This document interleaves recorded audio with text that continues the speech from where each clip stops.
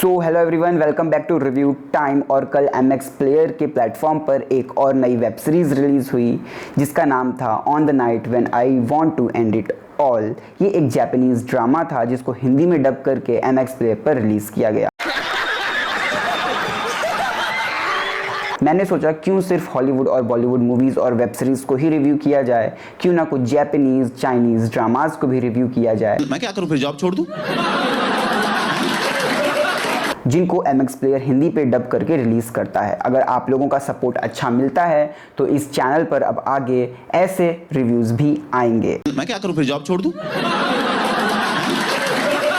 तो चलिए अब बात करते हैं on the night when I want to end it all web series का। तो इस वेब सीरीज़ में कुल 7 एपिसोड हैं। हर एक एपिसोड की रन टाइमिंग लगभग 20 से 25 मिनट की है। एंड इस शो को देखने के बाद I was why I want to watch it all, why I want to watch it all, why I want to watch it all। ऐसे में बड़ा सख्त लौंडा हूं, लेकिन यार यहाँ में पिघल गया। मतलब वेब सीरीज में ऐसा कुछ अच्छा होता नहीं है, बट जो वेब सीरीज की कहानी है वो बहुत ज़्यादा सिंपल है। कई बार कहा जाता है simple is not easy, but यहाँ पर जो डबिंग है उसकी क्वालिटी भी काफ़ी घटिया है। तो ये कहानी अक्षय और हिरोशी की है, जहाँ पे ये लोग रिलेशनशिप में हैं। वहीं पे अक्षय ने हिरोशी से ब्रेकअप के लिए कह दिया है और इसी के आगे अब कहानी धीरे धीरे बढ़ती है। कहानी को काफ़ी ज़्यादा पास्ट और प्रेजेंट पे फ्लक्चुएट करके बनाया गया है, जो कि बहुत सारी वेब सीरीज में होता है, जिसमें कोई बड़ी बात नहीं है।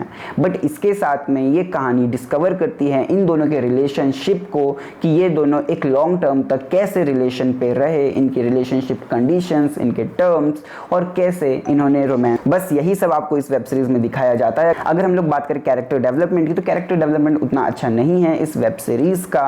हाँ, हम लोग हिरोशी के कैरेक्टर में थोड़ा बहुत इंगेज होने लगते हैं। वहीं पे हम लोग बात करें स्क्रीन प्ले की, तो स्क्रीन प्ले तो वीक है इस वेब सीरीज का, उतना ज़्यादा कुछ खास नहीं। वेब सीरीज में ऐसा कुछ नहीं है जो आपने आज से पहले ना देखा हो। It's below average web series. अगर आपको इसमें अपना टाइम देना है तो सोच समझ कर ही दीजिएगा। अगर आपको जापानीज ड्रामा बहुत ज़्यादा पसंद, then you go and watch this shit, मैं तो यही बोलूँगा।